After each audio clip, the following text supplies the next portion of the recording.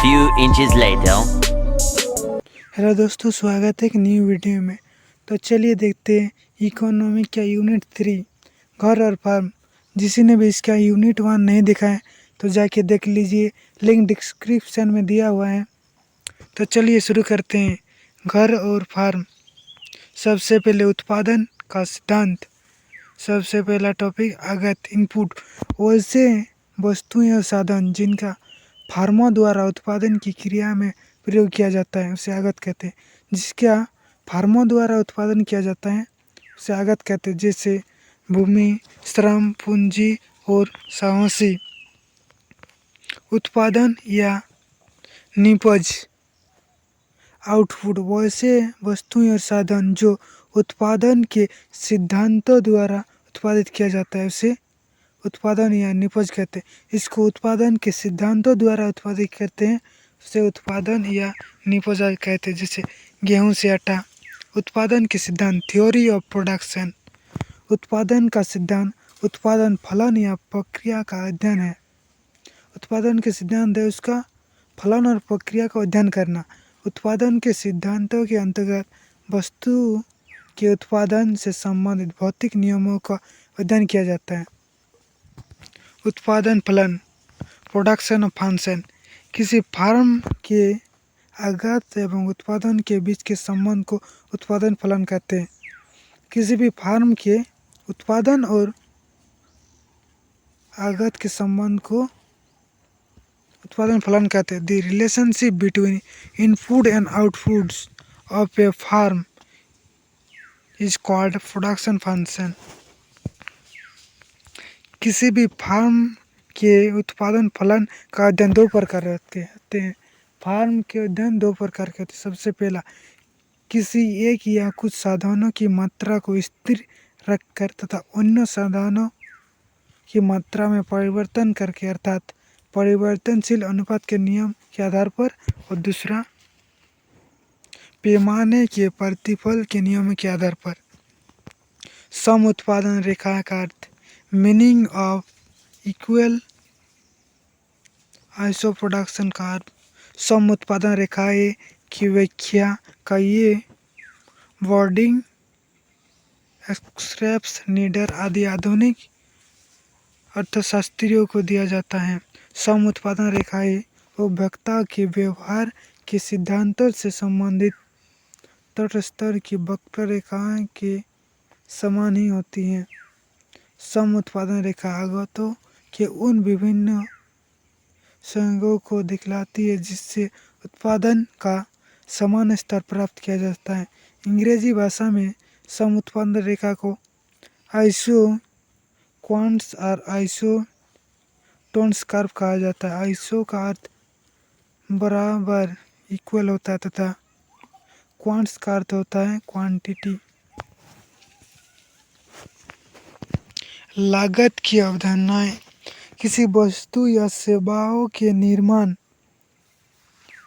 या उत्पादन पर किया गया खर्च लागत कहते हैं। किसी भी वस्तु या सेवा को निर्माण उत्पादन पर लगाया गया खर्च को लागत कहते हैं, जैसे मजदूरी, क्रिया या कच्चे माल। लागत के प्रकार। लागत के 8 प्रकार है। सबसे पहला मौद्रिक लागत, दूसरा अमौद्रिक लागत, तीसरा अवसर लागत और चौथा सामाजिक लागत और पांचवा व्यक्त लागत। इसको स्पष्ट लागत भी कहते हैं। अव्यक्त लागत, इसे अस्पष्ट लागत भी कहते हैं। 7वां नंबर उत्पादन लागत और 8वां विक्रय लागत। सबसे पहले मौद्रिक लागत। मौद्रिक लागत वे लागत होते हैं जो उत्पादन प्रक्रिया के दौरान उत्पादक द्वारा मुद्रा में वहन चुकाई जाती है, उसे मौद्रिक लागत कहते हैं, जैसे किराया। अमौद्रिक लागत। अमौद्रिक लागत वो लागत होती है जिन्हें उत्पादन द्वारा मुद्रा के अलावा वस्तु व सेवाओं के रूप में वहन चुकाई जाती है। इसको वस्तु व सेवाओं द्वारा अलग से वहन चुकाई जाती है, इसे अमौद्रिक लागत कहते हैं। व्यक्त लागत। व्यक्त लागत वे लागत होते हैं जिन्हें उत्पादन द्वारा लेख पुस्तकों में होते हैं जो उत्पादन प्रक्रिया के दौरान समाज द्वारा अप्रत्यक्ष रूप से वहन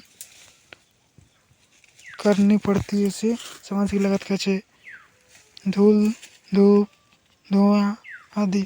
अवसर लागत उत्पादन के किसी साधन को वर्तमान प्रयोग में बनाए रखने के लिए किए जाने वाला न्यूनतम प्रतिफल को अवसर लागत कहते हैं। राजस्व पब्लिक फाइनेंशियल राजस्व राजस्व संस्कृत भाषा का अर्थ है जो दो अक्षर से मिलकर बना है। राजस्व प्लस स्वर राजा का धन। राजनीतिक दृष्टि से इसे सरकार या मुखिया का धन कहते हैं। इस प्रकार सरकार के आय व व्यय के अध्ययन को राजस्व कहते हैं। इसका परिभाषा एडम स्मिथ राज्यों एवं राज्यों आय के सिद्धांतों एवं राजस्व के अनुसार को राजस्व कहते हैं। फिंडेल सिराज राजस्व ऐसे सिद्धांतों का अध्ययन है जो किसी सार्वजनिक सत्ताओं के व्यय एवं कोषों की प्राप्ति से संबंधित। इस प्रकार राजस्व को आय व व्यय का एक अध्ययन है। राजस्व के साधन कर आय या दूसरा गैर कर आय। कर आय क्या पहला प्रत्यक्ष कर दूसरा अप्रत्यक्ष कर। गैर कर आय क्या पहला ये नंबर शुक्ल 2 नंबर देशी जुर्माना 3 नंबर रुपया 3 नंबर पत्ता मुद्रा 1 नंबर सार्वजनिक संपत्ति की आय और 3 नंबर मूल्य। कर आय सरकार को करों से आय होती है। कर को दो प्रकार के होते हैं। सबसे पहला प्रत्यक्ष कर डायरेक्ट टैक्स और दूसरा अप्रत्यक्ष कर इनडायरेक्ट टैक्स। प्रत्यक्ष कर वे होते हैं जिनको वही व्यक्ति देते हैं जिस पर ये लगाए जाते हैं। आयकर नियम कम कर।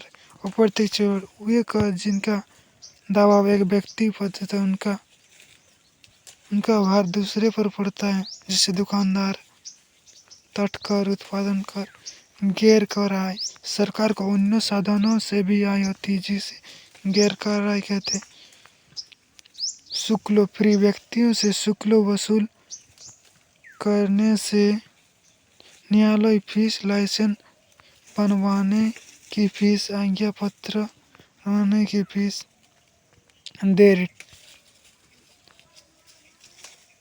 रेट्स नगर पालिका, जिला परिषद, टाउन एरिया, नगर निगम आदि भी अपने एरिया में अचल संपत्ति पर कर लगाती है।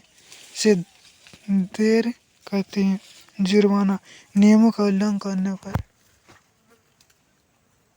उपहार गिफ्ट सरकार को कुछ आय उपहार के द्वारा जैसे युद्धों के समय राष्ट्रीय कोषों में। ई नंबर पत्र मुद्रा लेटर करेंसी सार्वजनिक संपत्ति के खाने वन भूमि जमीन आदि इनको पट्टी या किराया पर रख कर आय प्राप्त करते हैं।